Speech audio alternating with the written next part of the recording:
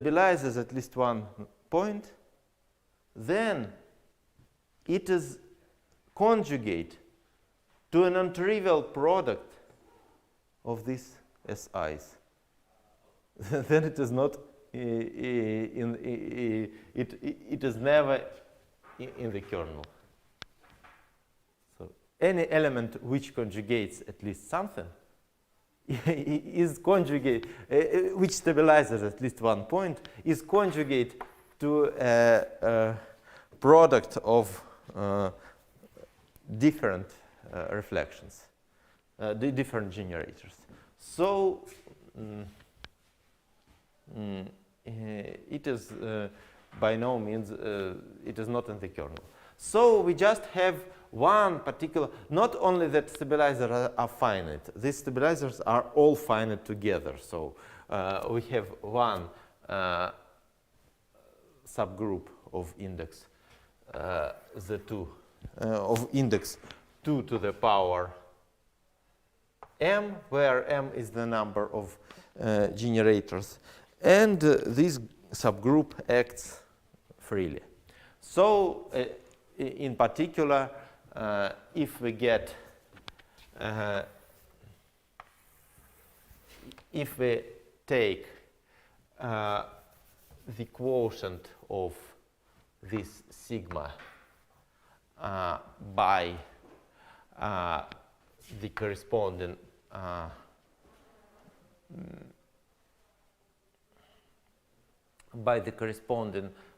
by this particular subgroup gamma, then this is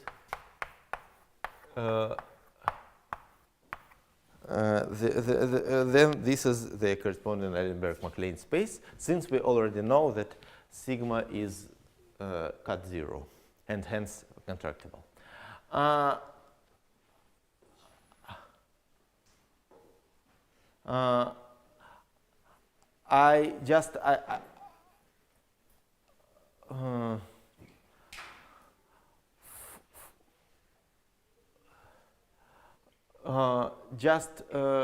I want to, it is interesting to understand that this object actually depends only on this simplicial complex. The matter is that this flux simplicial complex uniquely determines the right angular group W, then it uniquely determines sigma, and then we arrive to this object. It is usually denoted by R calligraphic with dependent on this simplicial complex. Just for those who maybe hear about, there is such theory of toric actions on whose associated with certain simplicial complexes, and then there is such object as moment angle complex corresponding to simplicial complex. This is a real version of it, but I will not speak about this in more details. Just I want to mention this. Okay, so well, let us go further. My next goal is to generalize all this picture to the case of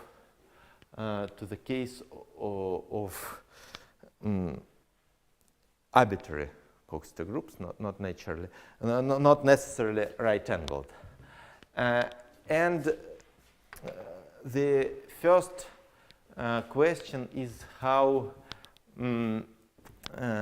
we see here that subgroups, first of all, subgroups generated, of course, if we have a group generated by some generators, then there are plenty of subgroups. Not all of them are generated by some sublists of this list of generators. But here we see that subgroups generated by such sublists of the list of all generators are especially important for constructions. And second, we see that those subgroups which are finite are important. And this is the general rule. We will see the same phenomenon for arbitrary Coxeter groups. And first, we need to discuss the question of which Coxeter groups are finite and which are not. This is a very classical question, going back to Coxeter himself.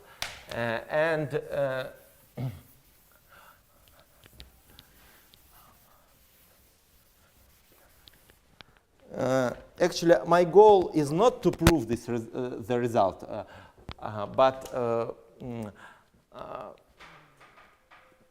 but to understand the result properly, we will go into some details of the proof, not all details. So, the standard way to encode Coxeter systems, well, let us introduce some notation. So, we have finite set of generators. We always consider only Coxeter systems with finitely managed generators.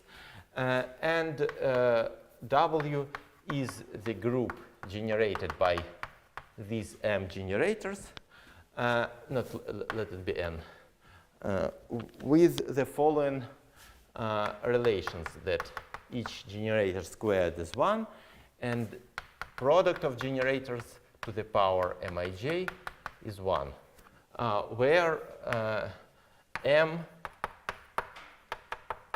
is symmetric matrix with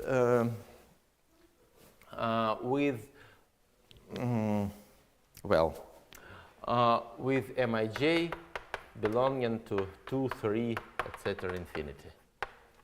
Well, and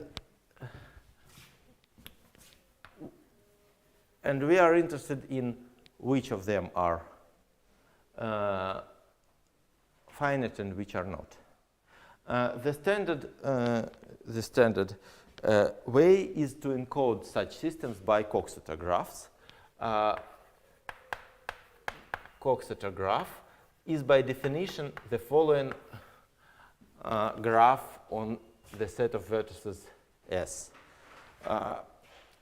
We take S that the set of vertices, and connect I and J. Each pair I and J is connected by Mij minus 2 edges.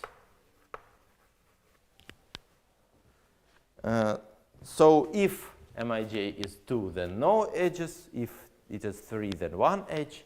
4, 2 edges, and so on. Well, of course, infinity edges just usually denoted like that. But we are not interested in infinity edges. If there is at least one infinity, then the group is for sure infinite. Well, I want to say which facts I will not prove. I will not prove the following. Well, for each t, we can consider the subgroup Wt in W generated by those elements, those generators which are in T. And fact, which I am not going to prove, is that this Wt with this set of generators T is again a Coxeter group.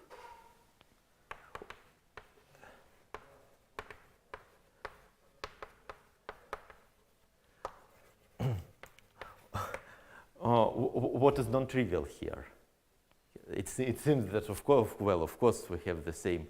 The matter is that okay, look, if you have some group with given by some presentation, some generators and some relations, and you add additional generators and additional relations, and then you restrict to the subgroup generated by initial set of generators. Then it may happen that additional relations impose some relations onto initial generators as well. So look, we have S1 Sn, and for instance, S1 as without loss of generality, we can rearrange them so that the first k of them form the subset T. And this is the whole S.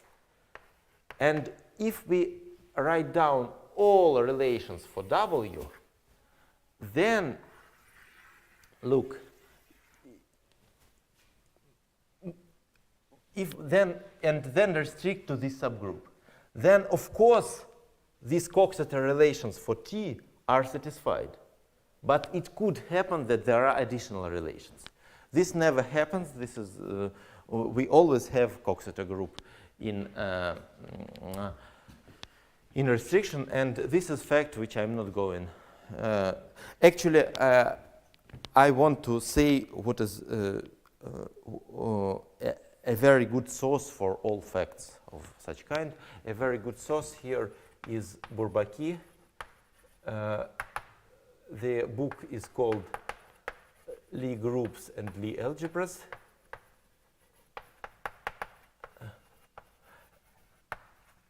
And chapters 4 and 6. And as far as I remember, there is no word about Lie groups and the Lie algebras in these chapters. The matter is that, of course, Coxeter groups arise, some Coxeter groups arise as Weyl groups of Lie groups, but not all Coxeter groups. And so this is very good introduction. I was very surprised very much that it is by no means abstract, and it is a very geometric book, which is very nice to read. Well, and so this is good source for all things I meet. Okay. What happens to the relations which have sk and sk plus 1, for example? They give no restrictions to these elements. Okay. So if you consider, this is exactly the claim, that if you consider only subgroup generated by these elements, and only relations which... Yes, then this is exactly, the subgroup is isomorphic to the group with the corresponding Coxeter representation. So the fact is that no additional relations arise. This is exactly. Well, using this fact, we see that if we have at least one infinity, then the group is infinite. A priori, this was not obvious. Also, it may happen that. Okay. Now. There is a very, well, of course, if a Coxeter graph is disconnected, so we have connected components for these graph.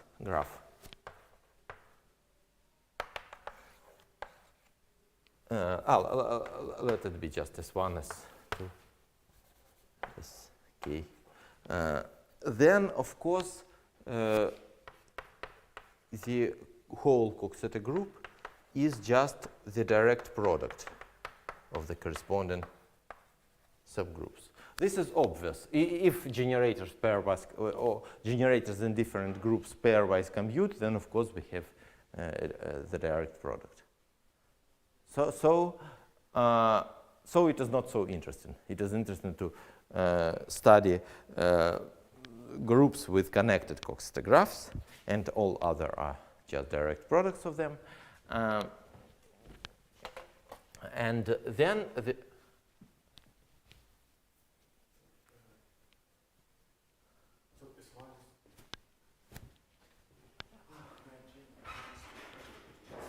no edge means exactly that Mij is 2, which means exactly that the corresponding generators compute.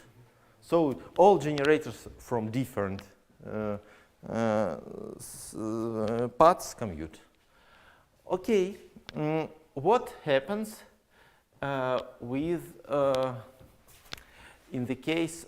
So we are interested in W with connected Coxeter graph. W with connected Coxeter graph. In this case, there is a complete list of those groups which are finite. This is a very famous list. I just recall that we have such a linear graph on n vertices, which is called AN. We have similar graph, linear graph, where the last edge is doubled. This is called Bn or Cn. Difference between Bn and Cn exists on the level of Weyl groups, since these in theory of Lie groups we have a richer object than just a reflection group. We have root system, and so in Lie groups theory there is such or we need to say which of the roots is longer and which is shorter. Here we have no such information, so no roots at all. So just this double notation is some trace of those notations from Lie group theory. Here we have dn, and these are all examples for arbitrary n, and there are some exceptional examples for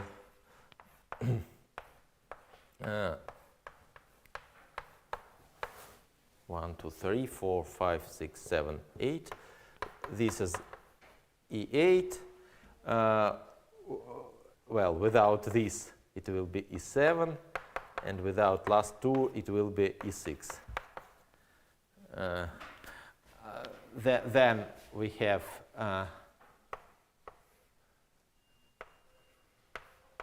this special F4, and then we have this is called H4, and this is called H3. And also we have dihedral groups. Dihedral groups we can have only two generators with arbitrary number of edges, which is less than infinity. Then this is dihedral group.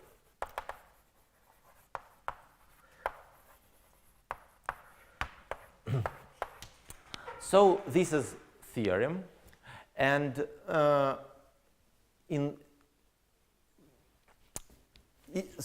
when this theorem is formulated in this way, then it looks rather cumbersome, and okay, we have some exceptions and so on. Actually, the claim is very natural. There is very natural criterion when a Coxeter group is finite. Namely, we need to consider the following matrix. Starting from matrix M, I would like to form another matrix, G. It is also symmetric. It has units on diagonal.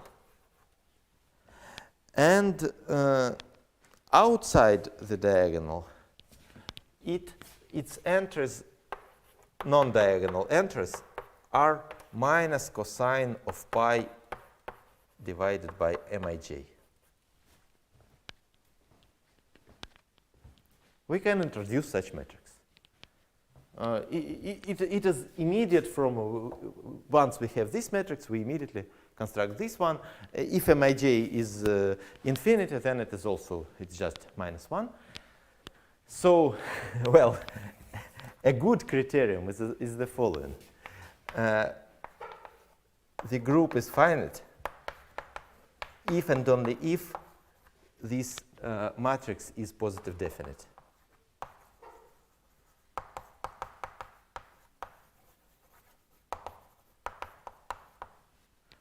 So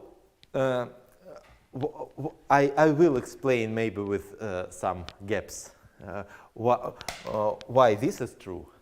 So the proof of this classification theorem is in 2 steps. First, we prove this criterion. Then we just analyze such matrices and look when they are positive definite. So compute some determinants and find out whether they are positive or not. So this last part, this second part, it necessarily have some exceptions. We have some enumeration, which maybe this enumeration can be fulfilled in several ways. Some of them are shorter, some of them are longer, but conceptually, an important thing is that we have this criterion. And after that, we just analyze cases. Okay, so this is a theorem, and let us understand why this theorem is true. And when understanding this, we also construct some objects which will be used in our further construction of this sigma in general situation.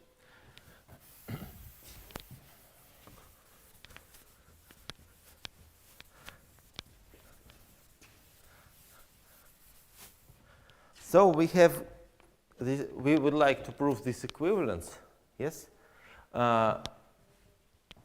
in 2 directions. So let us start with easy direction, and easy direction is from right to left. Suppose that the matrix is positive definite. Then what does it mean?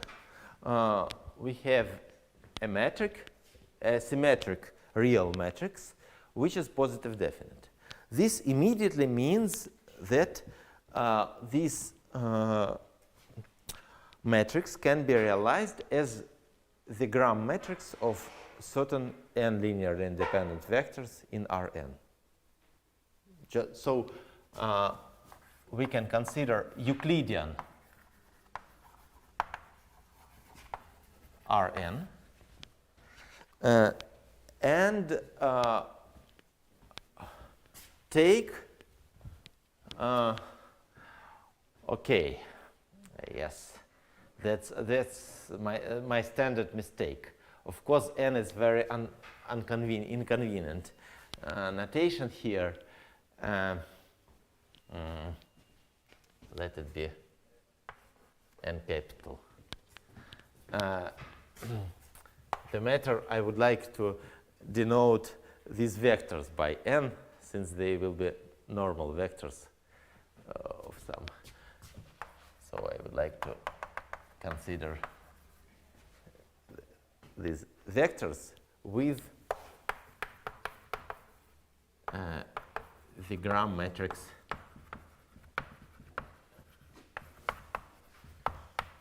G. They are unit vectors, and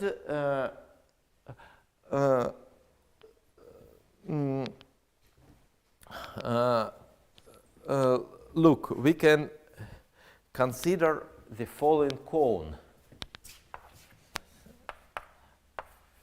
This will be the cone consisting of all vectors in Rn with which have positive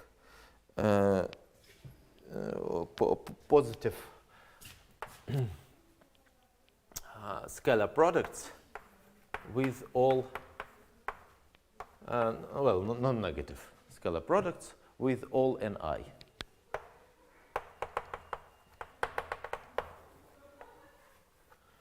Well, this is just simplicial cone. This is just orthont, but not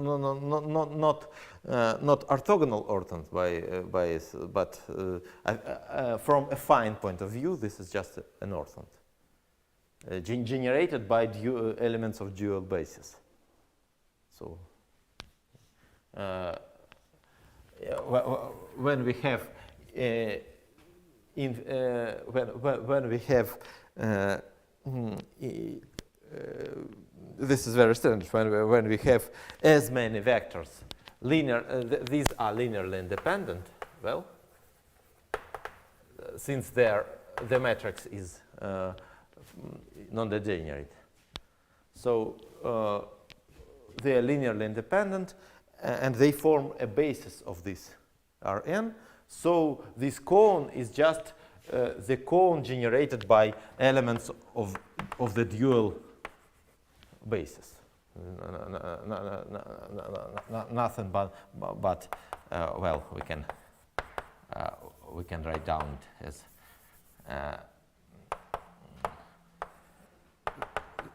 the direct sum of elements of dual basis. In indices above upper indices mean that these are not these vectors, but these are dual bases. So n.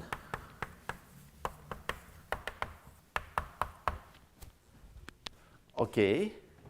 And if we intersect this, now let us consider a unit sphere in Rn. This is Sn minus 1. The picture is even easier on this sphere. Then this C intersects this sphere by delta is intersection of C with unit sphere. Then this is a convex simplex, and we see that we know the hedral angles of this convex simplex. The matter, okay, we know scalar products, inner products of outward normals to the facets of this simplex, and so we know dihedral angles. So dihedral angles here, angles of delta are pi divided by mij. Now let us start reflecting this delta along its facets. Claim is that it fill Sn minus 1 in one layer as a kaleidoscope. So reflecting. So we reflect and further reflect and so on. Reflecting delta about its facets, we get a tiling of Sn minus 1.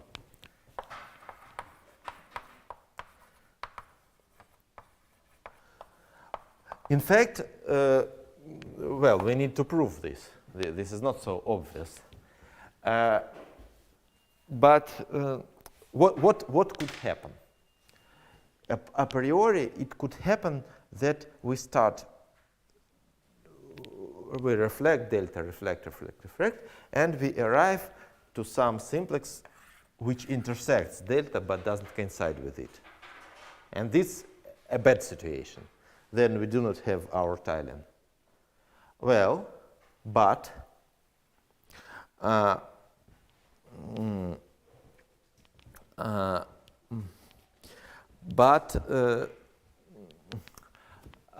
the situation is the following.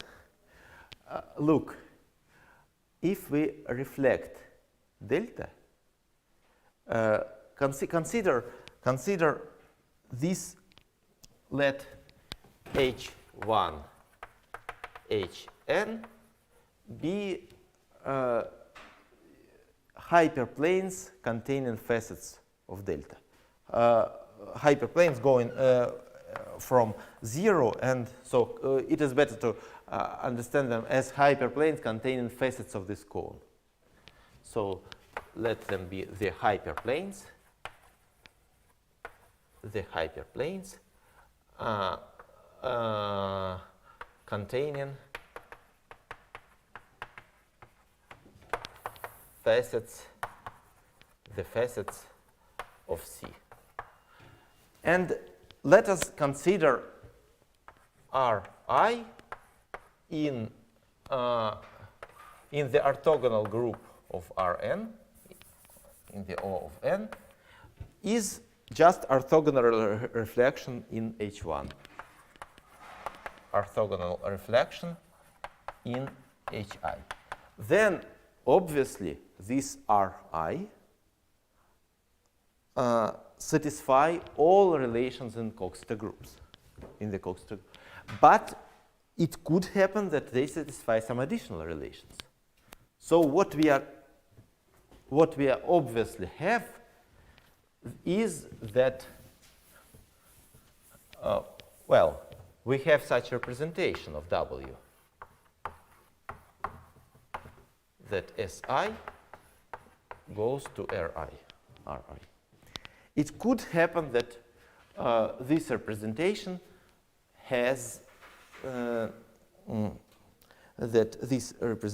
has kernel. Well, a priori we do not know. But what can we say? We can consider this initial delta and look, we can, what we get after reflection?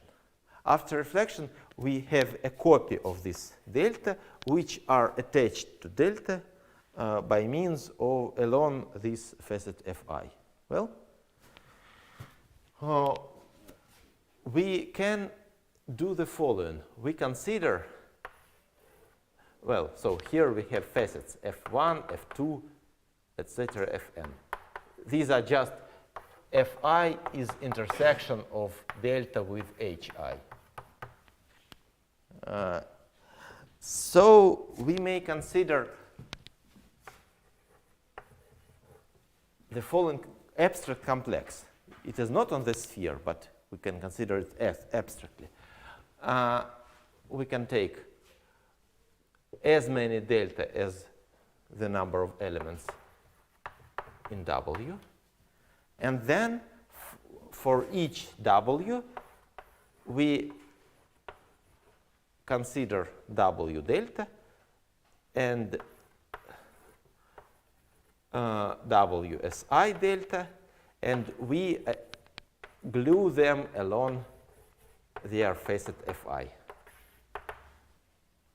And we do so for all i's, and we get some complex glued of such simplest delta, let it be K. And of course, this construction, when we start reflecting delta, then we also get here some simplices on the sphere. So what we have a map from this K to the sphere. Okay? Now I would like to proceed by induction. Assume that by induction we already know that reflecting delta about its facets, we get a very good tiling of sphere. This means that we do not have any problems locally around each vertex. If we reflect, but only about those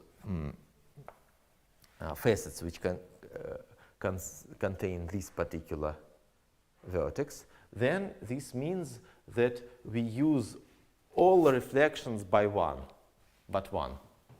We do not use this reflection as n. So we have the same situation on with smaller dimension. Assume that by induction we know that in this situation everything is good, that we have no problems like overlapping of simplices locally. If we always, but if this means that locally this is a homeomorphism, and moreover, since it is a homeomorphism, local homeomorphism, it is not only homeomorphism, but we have metric here. All these simplices are endowed with metric, and it is isometry. Hence, local homeomorphism, which is local isometry, it is a covariant. So we see that this one is a covariant. And now we use very easy observation that, of course, we have no covariance about over a sphere, since sphere is simply connected. Of course, well, and what we see? We see two things. First of all, these simplices tile the sphere properly.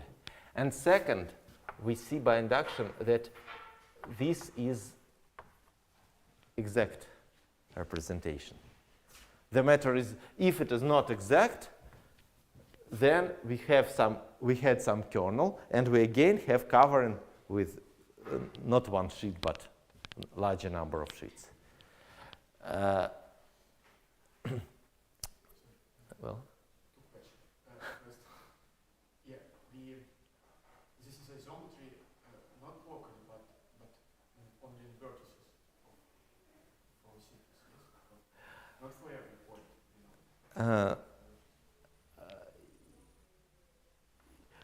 For points on faces of larger dimensions, it is even by further induction. About them. So it is local isometry everywhere. Yeah. Okay. The second question: what is Yes, that's a very good question. That is exactly what I wanted to say. That of course this argument fails when n equals 2, since circle is not simply connected, and of course there are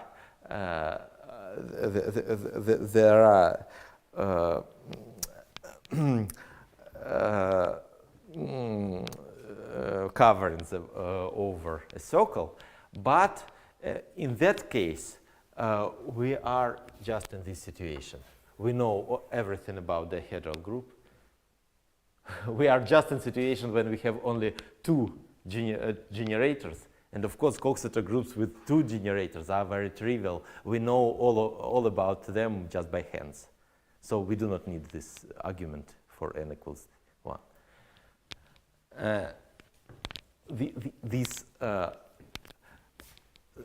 This explains us why Mij must be why Mij in this geometric theory.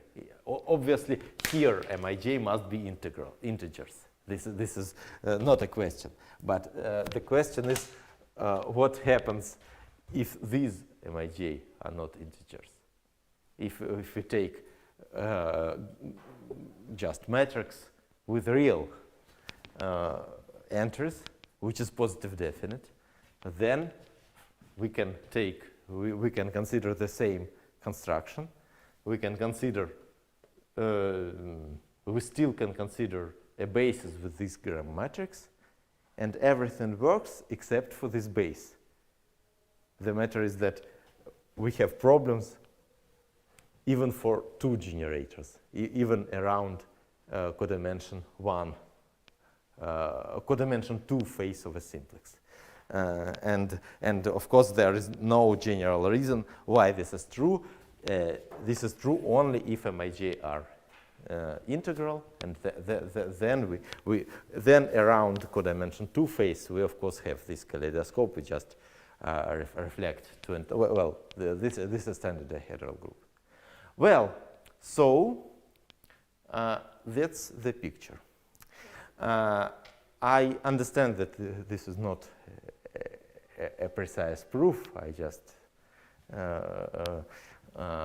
give some ideas. But what is very important for us is that we have some analog of a cube here. In the situation when our group was in right-angled case, the only finite Coxeter groups were just products of Z2. And then we naturally have cube. Here we have another polytope, and this polytope is the following. So we get this tiling. We get this tiling of a sphere by spherical simplices. This is the same as to say that we have a tiling of the whole space Rn by simplicial cones. Well, and now we can do the following.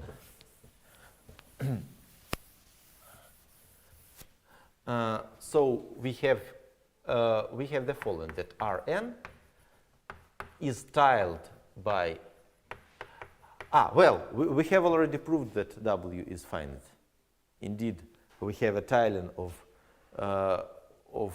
sphere by isometric simplices. All these simplices have the same volume. I mean, n minus one dimensional volume on a sphere. Sphere is compact, so the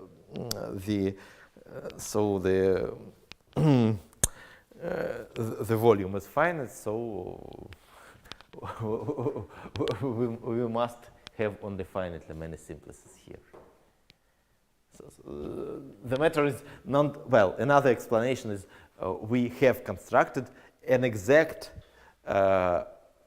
representation, orthogonal representation.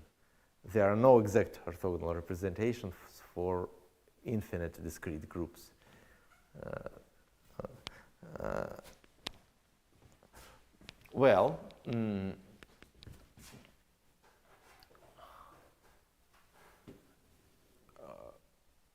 So we have such tiling of the whole space Rn by simplicial cones.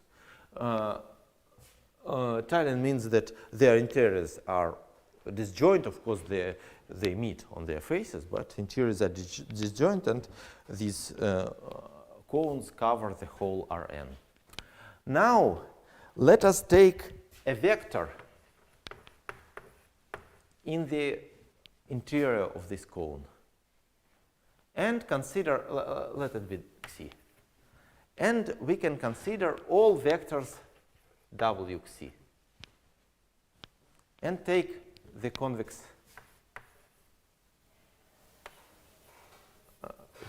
hull of them. The convex hull of all vectors Wxi, where W runs over W. Well, this is some convex polytope.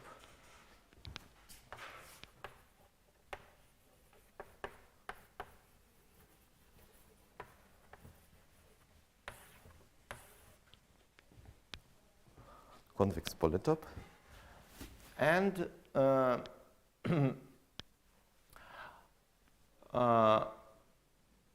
well, we see that, of course, all vertices of this convex polytope are, so this W is realized as the symmetry group of this polytope. At least, maybe we have some additional symmetries. It may happen. It may not happen, but I will not prove why it is not. It may not. It could be possible that there are additional symmetries, but at least all elements of W are symmetries of this polytope. This is just by construction. And so the symmetry group acts transitively on vertices, so all vertices look like in the same way. And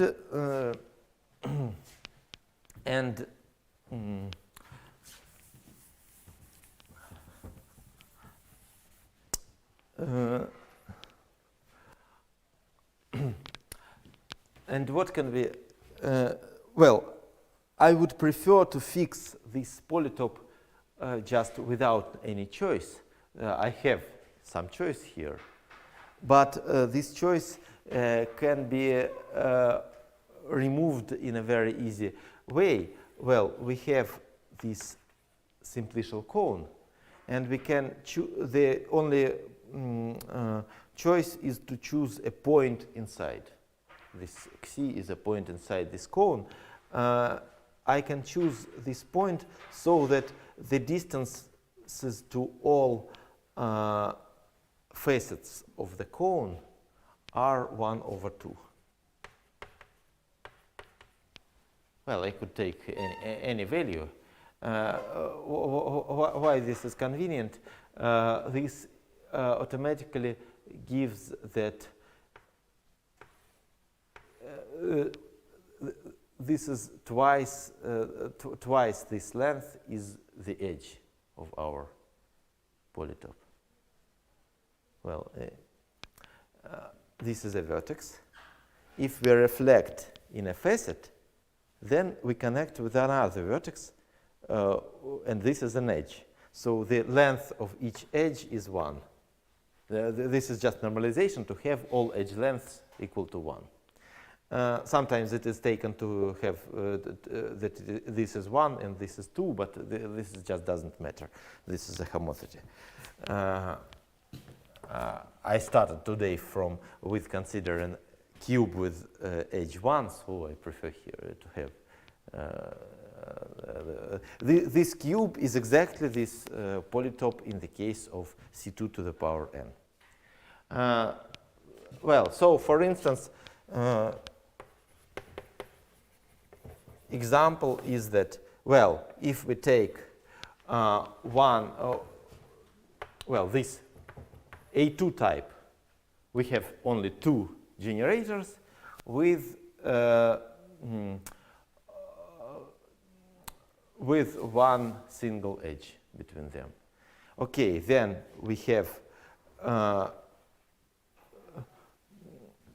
then we have for C we have an angle equal to pi/3.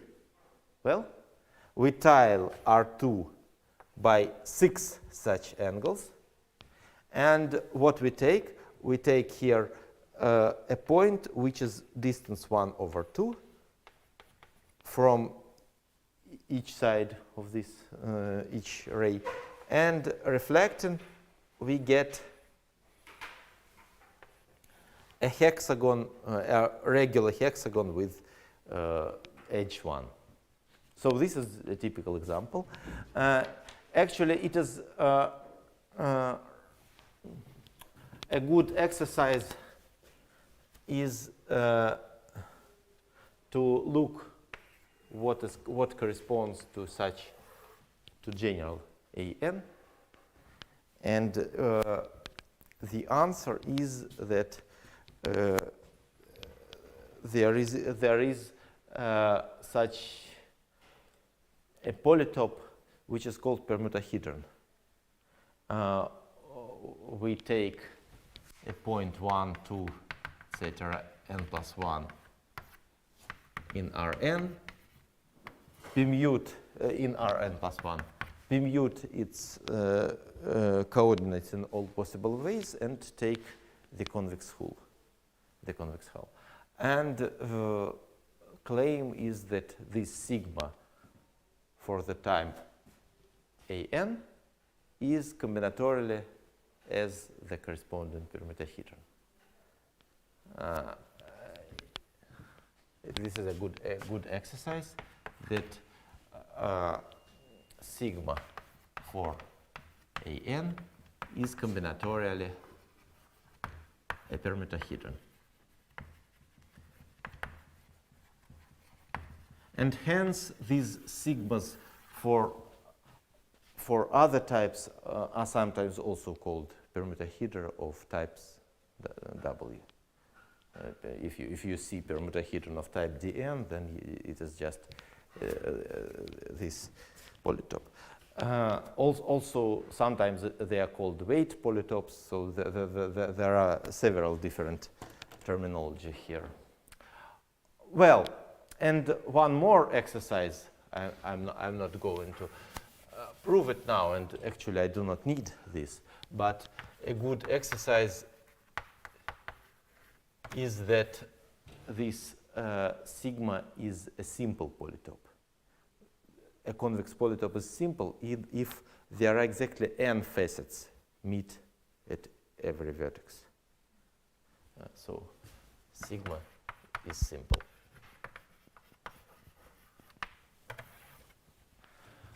Okay, that's situation with positive definite matrix.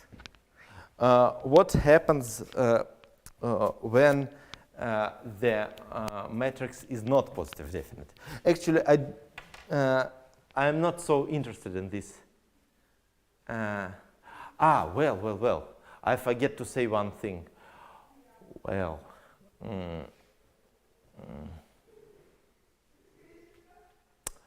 no.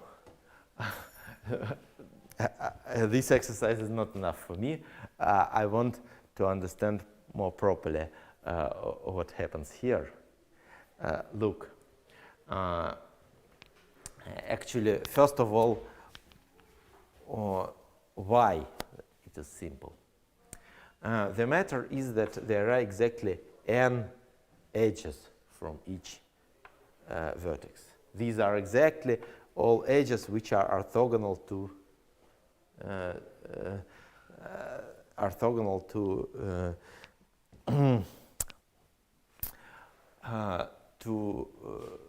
hyperplanes of the cone, to facets of the cone. And I need the following fact that, well, now I know I know angles between these edges. The matter is that, okay, I know angles between outward normals of this. These are exactly, okay, when I have outward normals,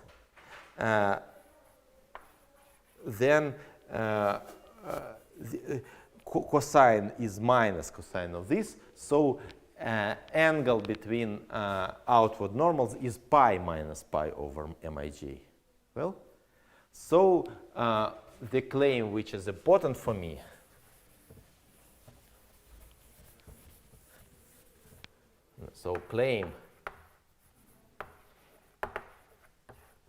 which is important for me that sigma is a simple polytope, and moreover, if I take for each vertex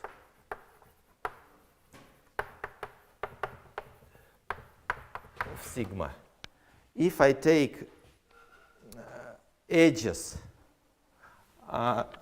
well, outcoming edges from this sigma, I have exactly n of them, and their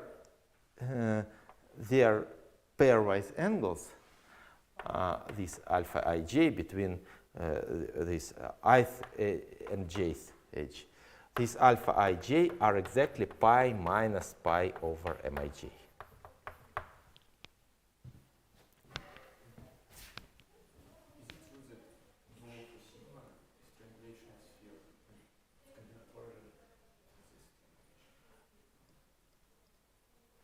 Dual to sigma, yes, of course. Dual to sigma is, yes.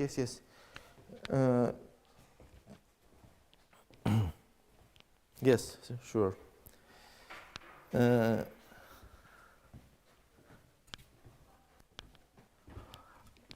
Okay, so just let us fix this. This will be important for me later.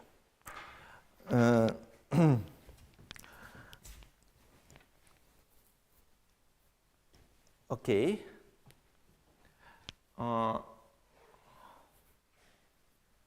So let us go further. First of all, what is in the other situation? So we discussed only one direction from right to left. If it is positive definite, then W is finite.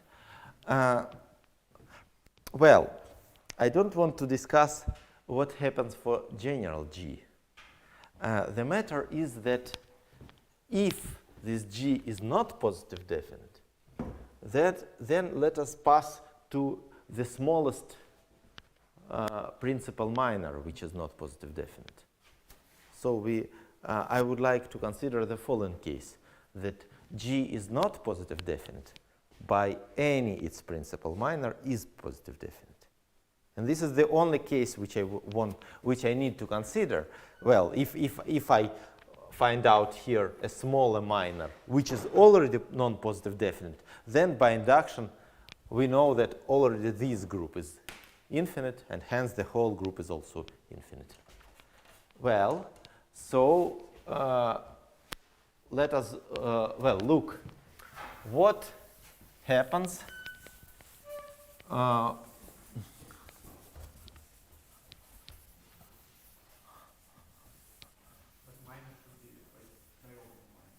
Yes. Well, principal minor, as far as I remember, is yes. That means that I don't mean that they are subsequent, but I mean that I take some some columns and rows with the same numbers. All such numbers are positive definite. So we prove in opposite direction. So we assume that G is not positive definite.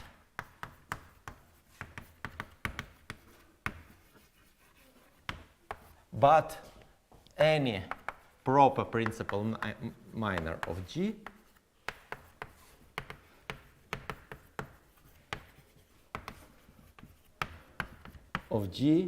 is positive. Well, we have two cases. It may happen that G is degenerate, or it may happen that the determinant of G is negative. Or there are two possibilities in this case.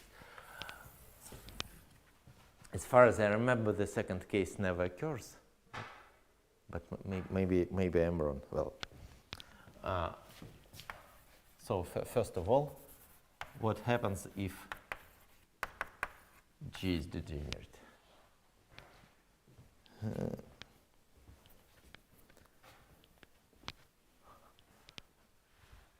Then we can realize, well, assume that you have a degenerate symmetric matrix such that all its proper minors are positive definite. What does it mean? It means that there exist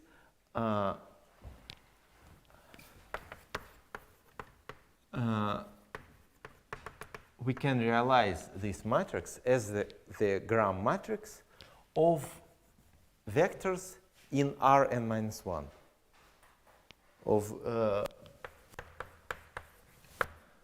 which are of course now they are linearly dependent, but any proper subset is linearly independent. So any proper subset is linearly independent. So any n minus 1 of them are linearly independent. What then we see? Well, let us consider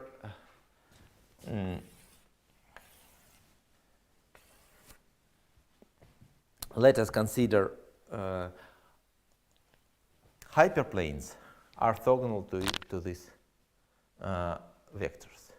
And we can choose them so that they do not pass through a point. No, we don't want to consider them like that. But I prefer that to move one of them so that, and we can move so that we can choose the direction in which we move so that they are outward normals, these NIs. So they are outward normals for some simplex in Rn minus 1. This is general claim. If we have a degenerate matrix such that all its proper minors are positive definite, then we can realize it as the Gram matrix of outward normals for certain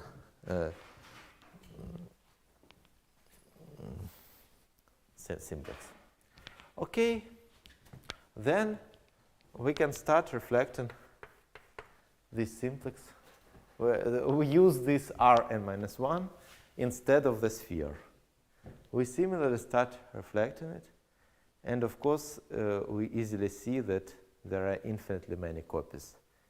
In the same way we have a tilde, now we have a tilde of Rn-1. The proof is completely the same.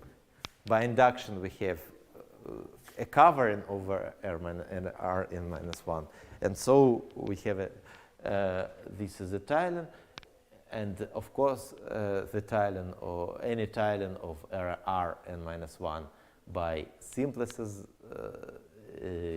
has infinitely many simplices in it, again by volume reasons. So in spherical case we have finite volume, here we have infinite volume. Well, and actually maybe I will be just very briefly let us discuss that the case of negative determinant is completely similar. The only difference is that now we have these simplices in pseudo-Euclidean space Rn-1, 1, and this simplex lives not on the sphere, not in Rn, but it lives in the Lobachevsky space. And we start reflecting, and again the volume of Lobachevsky space is infinite, hence we have infinitely many copies of it. Well, that's all about the theorem. That is not a precise statement, but still I hope I explained the idea. Now let us construct an analog of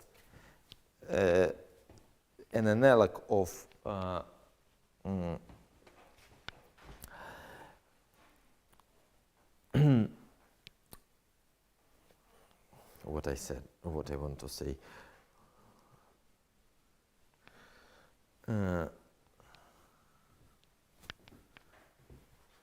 Well, now I would like to construct an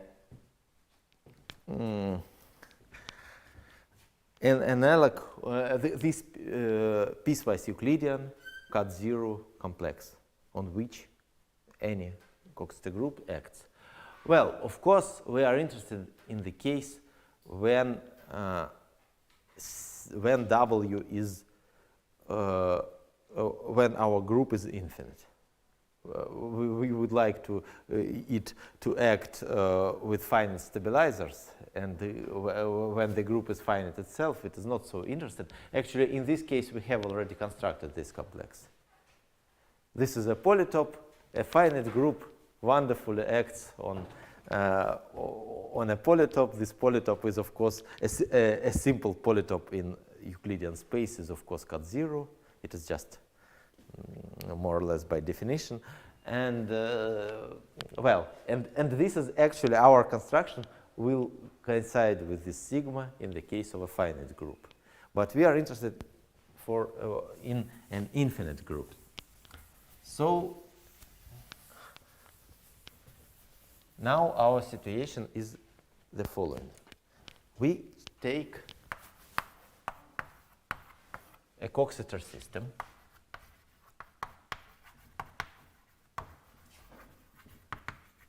Well, I am interested in the case that the group is infinite.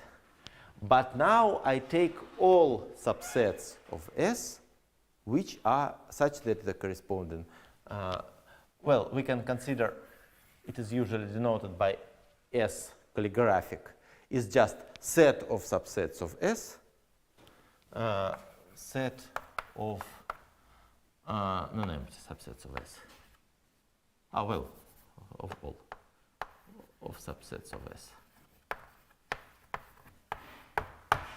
But now what is important for me is the set of all S with index F will be the set of all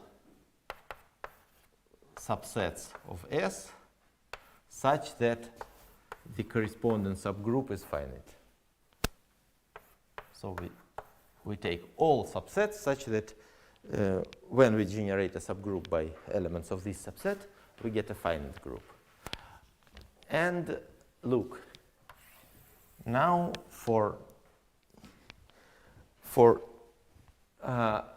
I would like to recall that in the case of right-angled groups, now I would like to say the construction so that we understand that it is a direct generalization of the construction in the case of right-angled group. In the case of right-angled groups, what we have? We take the same subset, but this, in the case of rectangle group, this condition just means that this is Z2 to some power. And we considered a cube starting from any element W. We considered such cube obtained by WS1 and so on. Here we do almost the same, but instead of a cube, look that we have already this construction. To each finite,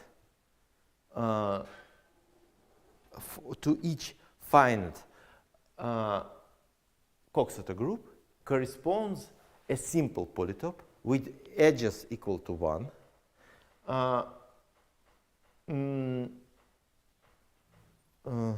In Euclidean space, this particular. Let us for this polytope for the group WT, I just denoted by sigma t, and vertices of this polytope are in one-to-one corresponding.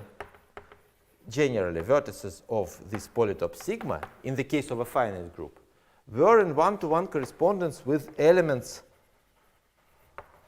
of the group. This was just by construction. So here we have that this is a simple polytope with vertex set WT.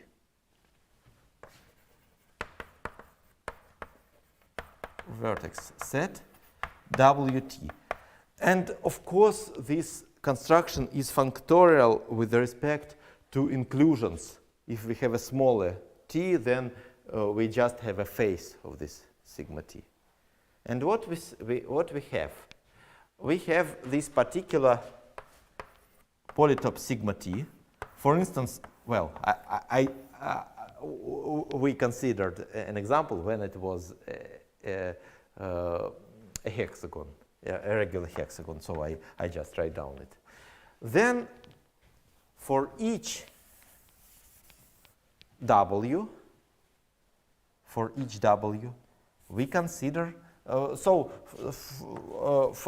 instance, in that particular case, we have here A1, here we have S1, here S2, here we have S1, S2, S2, S1, and here we have S1, S2, S1, which is equal to S2, S1, S2. This is that particular case. For each W, we have the same, a copy of this polytope with vertices W, WS1, WS2, and so on. We just can apply a left shift. And now we take, look, if we take W from the group WT itself, then we get the same polytope. It is just symmetry of them. So polytopes with this particular T are indexed by left cosets of W by WT, of WT in W. This is the same situation as in right-angled case. And now what we see, we just take the union of all such polytopes over all W and all T, but only those T which correspond to finite groups. So I would like to say that the required cell complex sigma is just the union over T in SF, and then the union, well, this is not so very good notation, but I mean that I take W representatives of all cosets. Well, and here I have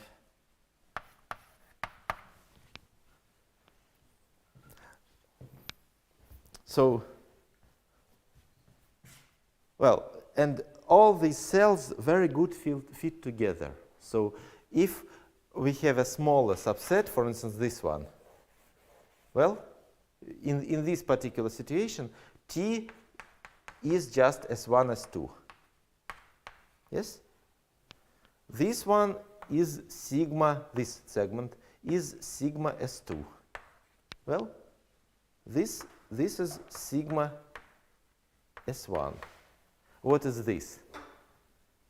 This is sigma S2 shifted by S1. S1, S1, sigma S2. This is also sigma S1 shifted by S1, S2, and so on.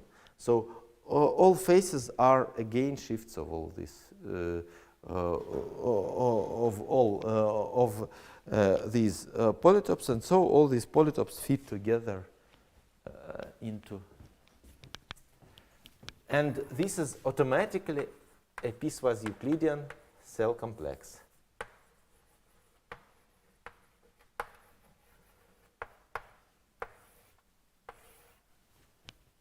This is automatically a piecewise Euclidean cell complex, just because we have Euclidean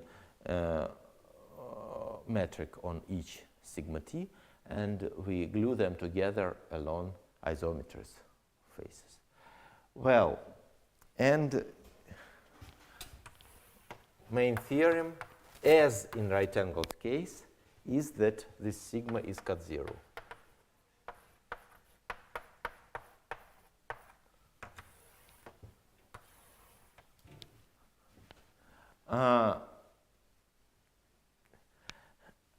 As in right-angled case, I would like to recall that in right-angled case, we first by hands proved that this sigma is simply connected. And to do this, we understood that two-dimensional faces just corresponds to relations. But this is again the case. Two-dimensional faces here correspond to our relations. The matter is that two-dimensional faces correspond to two-element subsets of S, and they directly correspond to relations. So, completely literally in the same way, we see that it is simply connected.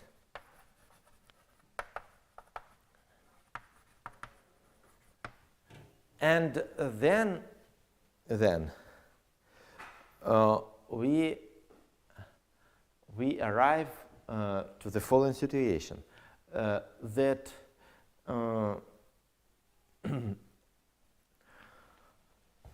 we arrive to the following situation, that we have we would like to proceed by induction. we would like to consider the link of a vertex. What is the link of a vertex? The link of a vertex is again a nerve, the nerve of our Coxeter group. But maybe we need to make a break. Let us make a break and proceed. Let us proceed in 6:10. Okay.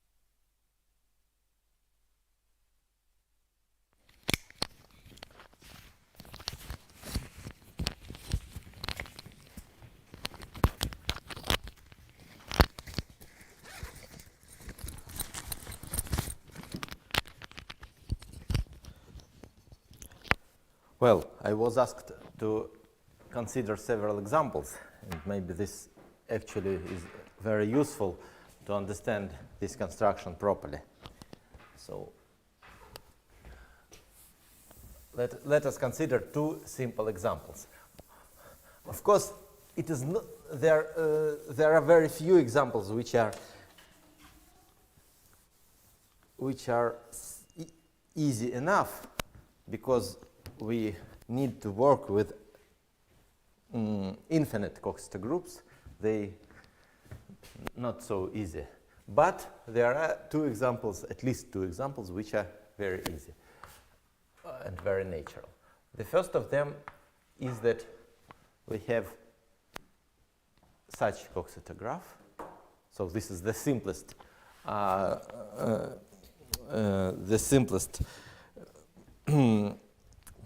possible infinite Coxeter group, which is just the free product of two cyclic group of order 2. And what we have? We have two generators, S1 and S2. Each of them squared is 1, and no other relations. What we see? We have, well, this is the whole set S, and we have only two subsets such that the induced group is finite. If we take only S1 or only S2, then the group is finite. But if we take both of them, then the group is infinite. So we have only one-dimensional cells. And these one-dimensional cells, they may correspond to T. Either this one, T, or that one. This is T1, this is T2. Well, consider those cells which correspond to this particular W, just what this sigma T1 and sigma T2. Sigma T1 is just a segment with,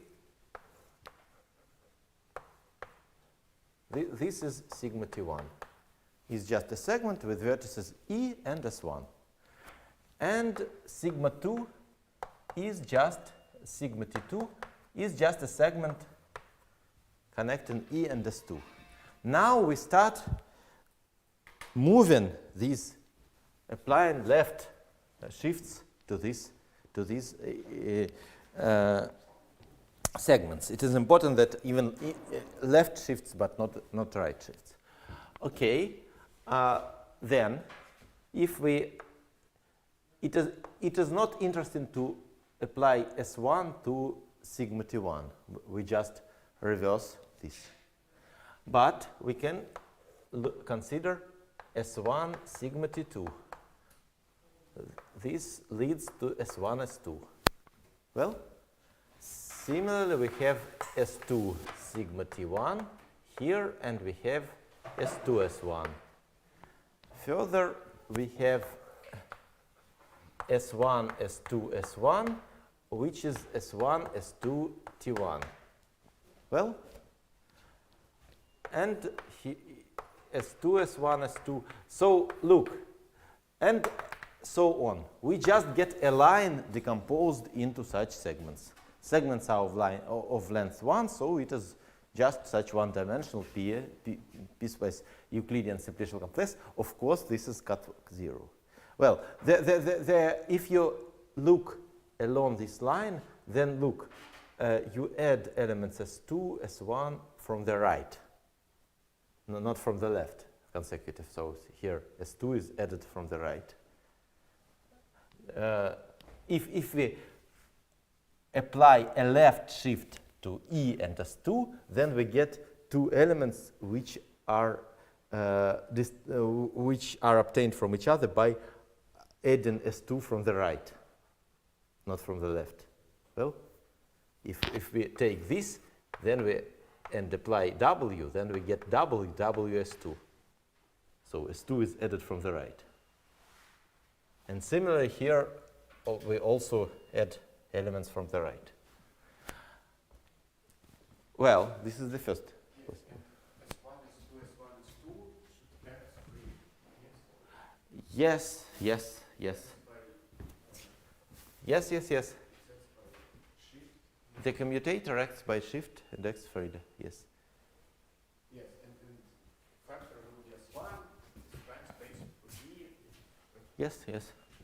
Well, let us consider one more example. Another simple, rather simple example is as follows. Let us consider the group with this Coxeter graph. These are just one-laced edges. So we have 3 generators, S1, S2, and S3. What we see? In this case, for each of 2 of the 3 generators, we have such hexagon. Well, and all the 3 are not in the list, so the whole group is infinite, but any subgroup generated by 2 elements is finite and consists of exactly 6 elements, and we have a hexagon corresponding to it. Well, the picture is like that. We have E, and we have 3 such, well, in this case, let us, I introduce notation Ti equals to, well, T1 is S2, S3, T2 is S1, and so on. Just for convenience. Okay? Maybe it is better to write T2 3, T1 2, and it is better to do like that. Let us consider these 3 hexagons. Starting from E, we have 3 edges. Well, this edge leads to S1. This edge leads to S2. Here we have such hexagon, sigma 1, 2. I omit T, just sigma 1, 2, without, instead of sigma T 1, 2. Okay, here we have S, again, like here, we add S1 from the right, S2, S1. Here, this one is S2, S1. This one is S1, S2, S1. And this is the same as S2, S1, S2. And here we have S1, S2. We have similar 2 hexagons for other 2 pairs. We have here, oh, I'm sorry, for such a hexagon for pair 2, 3, sigma 2, 3. And we have here a hexagon for the pair 1, 3. So, for instance, this one is S2, S3, yes, and so on. Well, now let us consider what is here. Sorry for that. I would like to say, look, S2, S1, S2, and S2, S3. This is just as this angle. Here we have S2, sigma 1, 3. Yes?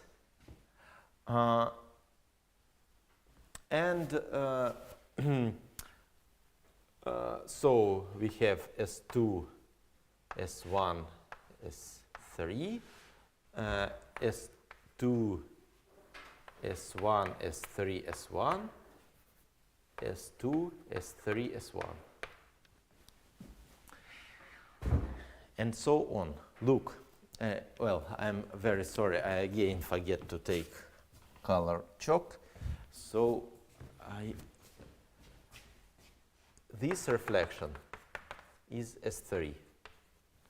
This reflection is S2.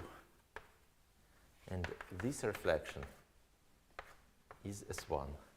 And we obtain a tiling of, so this S2 takes this one to that one. And we obtain a tiling of the plane by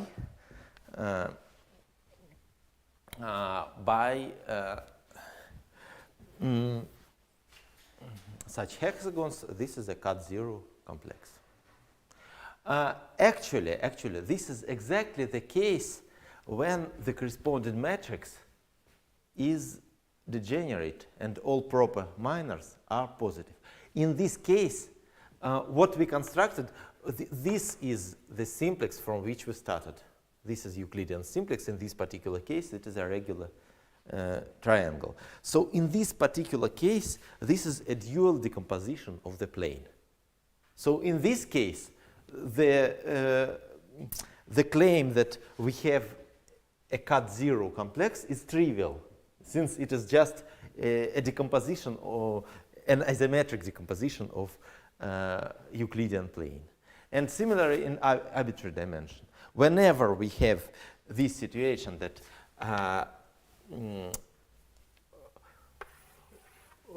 any proper minor is positive, we see such decomposition of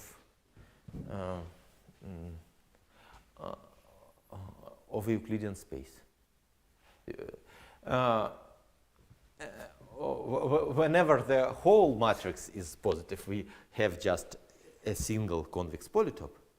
When the whole matrix is non-negative definite, semi-definite, and it is degenerate, we see such decomposition of the Euclidean space. But in general case, it is rather hard to draw what is happening.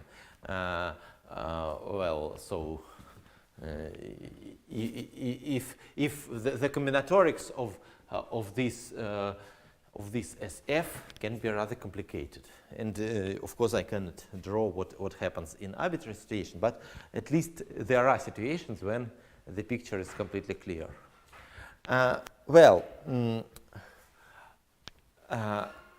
Look, this is a very good picture. In this particular picture, it is rather easy to see what is a link of this decomposition. I recall that if we have a piecewise Euclidean cell complex, then we consider a link taken intersection with sphere of radius 1. Actually, sphere of radius 1 goes through these points, but it is more convenient to draw it smaller. We could use convention that these edges are not 1 but 100. So it is better to think of link as of something local, and it actually is. What we see here, we see a simplicial complex. First of all, simplices correspond exactly to, first of all, vertices. Vertices correspond to elements of S, to generators. So the only, generally, we know all one dimension, we always know all one element subsets of T. So all edges are of the form W and WSI. Edges are only such. So we know all edges in any situation. So edges from E are just ESI. So this link is on the our symmetry group, of course, acts transitively on vertices. So it is enough to study the link of identity. So I will only consider the link of identity. The link of identity, I prefer to write it here. So I am interested in L, which is link of identity in sigma. Well, what can I say? That L is a simplicial, a piecewise spherical simplicial complex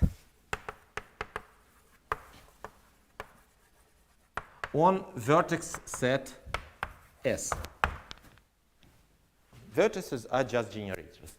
Now, look, What are simplices? Simplices correspond to cells containing identity. So to cells of type sigma t. So simplices correspond to those elements. They are spanned just by those subsets which belong to SF. So combinatorics of this complex is completely given by this SF. So simplices are spanned exactly by T in SF. So some set of vertices span a simplex if and only if the corresponding subgroup is finite. This is called, only if we consider only combinatorial situation, this is called a nerve, the nerve of WS. Such simplicial complex. We take S as vertex set and we span simplex by all subsets such that the corresponding subgroup is finite. But we also have metrical properties, and these are. We know that this angle is pi minus pi over mij. We know this angle in all situations. So these angles become edge lengths, angle between two edges of the original complex is the length of the edge in the link. So edge lengths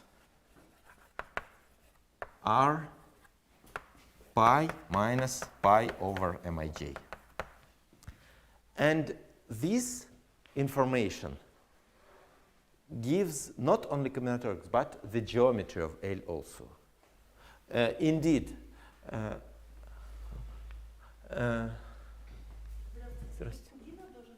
нет, здесь я должен быть.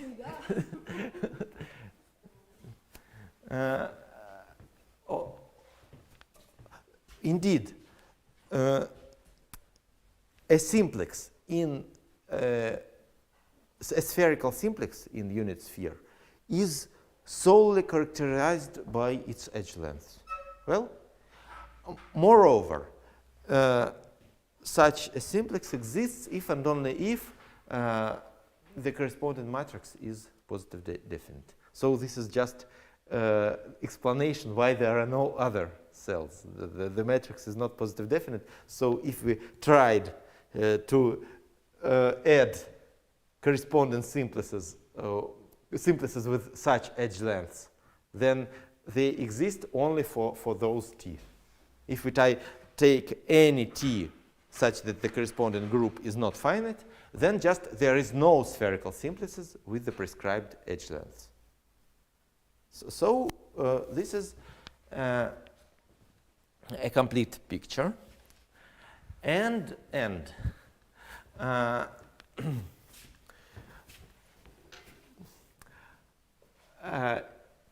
actually, the proof, again, we have proof, we have claim is that L is cut1. And as in the right-angled case, we are proving that sigma is cut0, starting by induction from L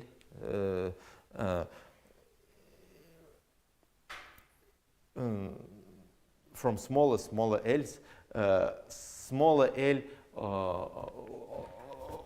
okay, for a link of smaller, we see some, we see the nerve of some WT. Well, what is important here. Everything is completely as in the case of right-angled group. The only difference is that there, I would like to recall that in the right-angled case, all Mij were 2, so we just have here pi over 2, and we had this right-angled simplices. And for right-angled simplices, we proved Gromov's lemma, that it is cut1 if and only if it is a flag complex. And a nerve of group is always a flag complex, and that's all. Here there is an analog of this result. It is called Mawson's lemma, but I will not prove it, as the proof is rather complicated. So I just formulate it.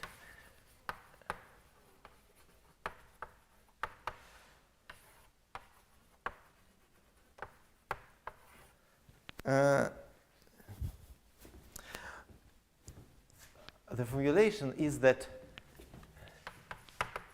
any piecewise spherical metric flag complex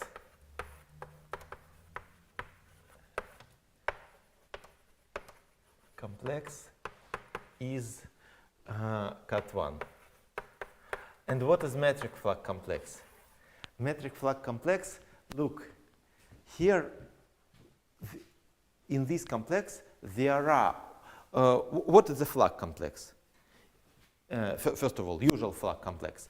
If all subsimplices of a simplex are present in the complex, then the whole simplex is also present in the complex.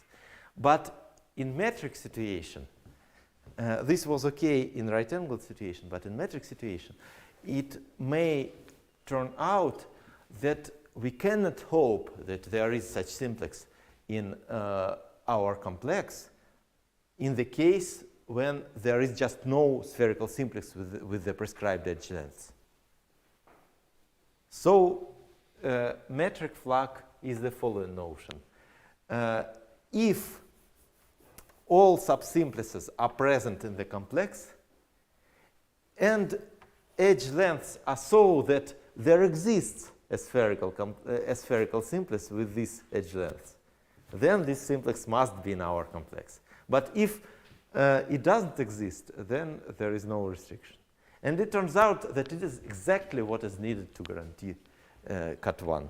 And this is a rather interesting claim, but unfortunately it is beyond the possibility of this course. And this is, of course, metric flag, since whenever it is allowed, there is a simplex. Whenever edge lengths are so that the existence of simplex is allowed, then this simplex is in our complex. Whenever this matrix G is positive definite, the subgroup is finite, and then there is such complex. Okay, so I more or less explained why this is cut zero. Of course, this is not a proof. I just told where the proof comes from.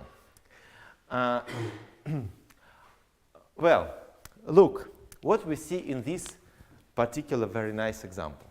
In this particular example, we see that each SI is realized as a reflection on our sigma. The same is true in general situation. And now let us understand what does it mean, what is true.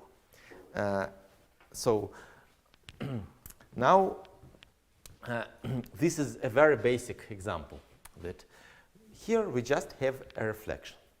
Well, a metric reflection. Of course,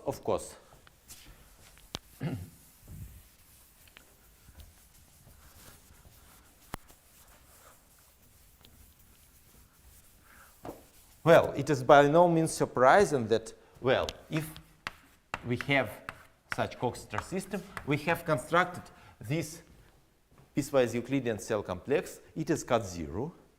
And of course, the group W by construction acts on this sigma from the left.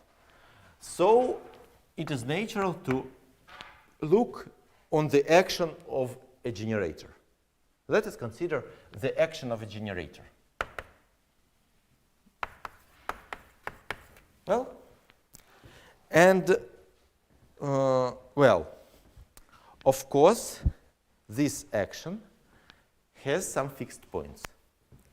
Let us, I want to say that this action of a generator looks very much like a reflection. And it is actually, it is natural to call them a reflection. But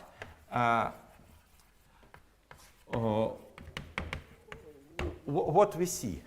We see that, of course, Si squared is 1. But I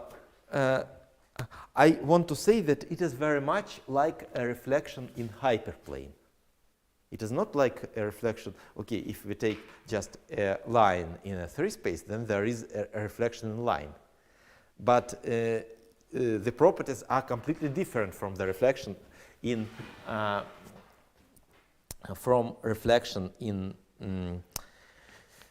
hyperplane.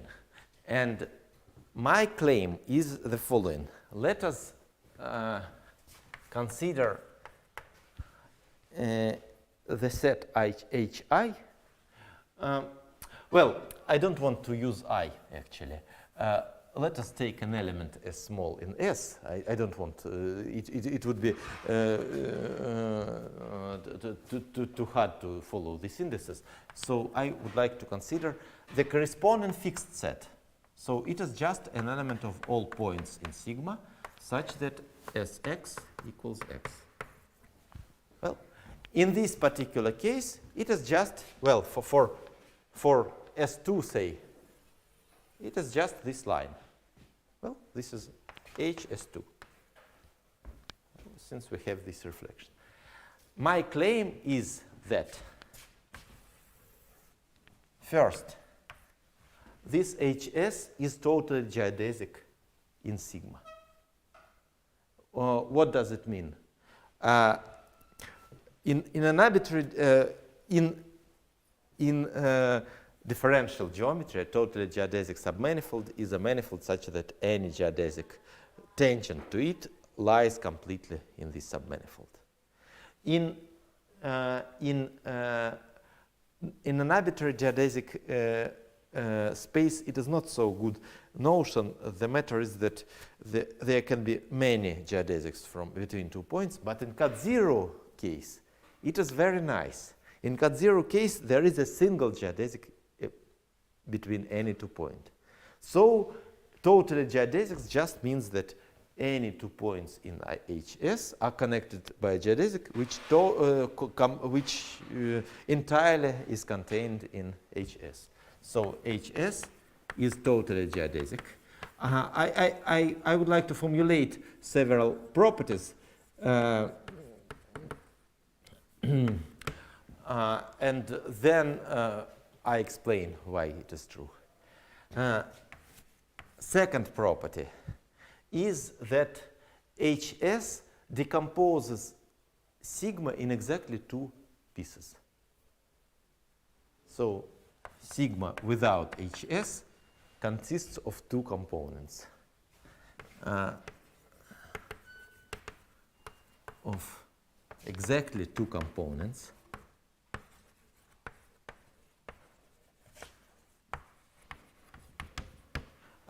Which are, of course, interchanged by which are interchanged by S. Yes, and third, that geodesic between points in 2 points here belongs to the same component if and only if the geodesic between them doesn't intersect HS. 2 points x, y in sigma minus HS belong to the same component if and only if the geodesic between them, which is unique by cut zero property, between them doesn't intersect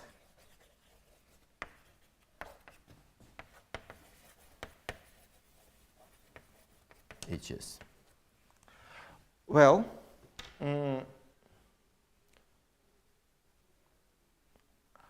let us understand which of these properties are trivial and which are not. First, I claim that the first one is trivial. Why?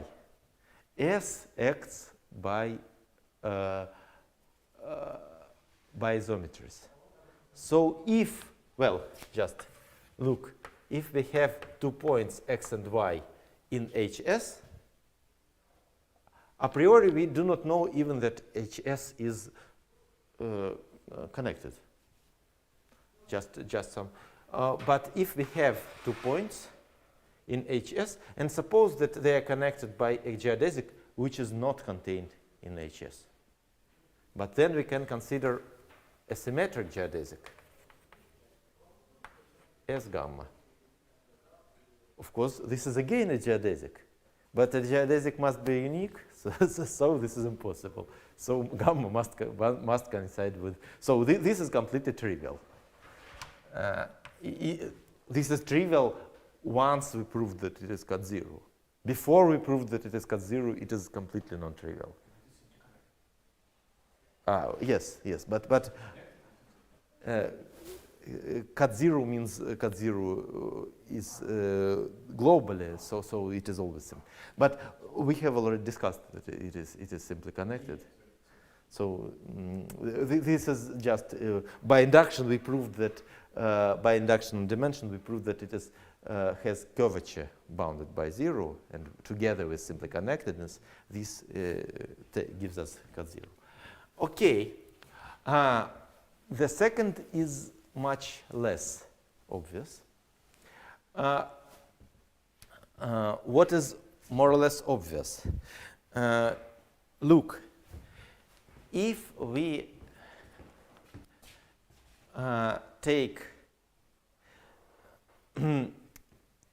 if the group is finite, then our sigma is a cell, and this is of course a hyperplane, a true hyperplane. So in this case, this is true. So we know that this property is true inside one cell, but it is not so obvious why it is true globally. And actually here there is a very nice interrelation between two metric. There are two types of metric properties here. One type of metric property we have already discussed. We have this cut zero metric here. Well, but another source of metric is purely combinatorial. For an element in a Cox-theta group,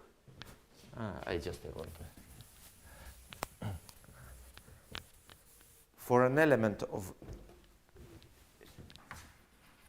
a Cox-theta group, we can introduce its length as L of W is the smallest length of a word in generators representing W. Smallest length of a word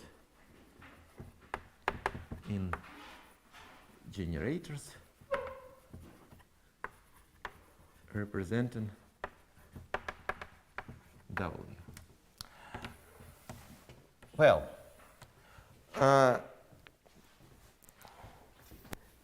from the first glance, it seems not so easy to understand.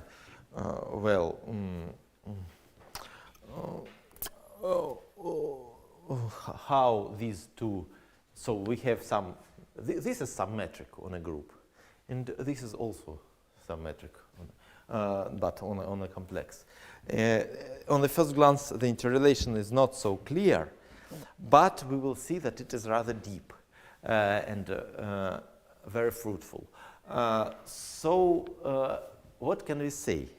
First, simple but important observation is that, look, in Coxeter groups, all relations have even length. There are no relations of odd length. What does it mean?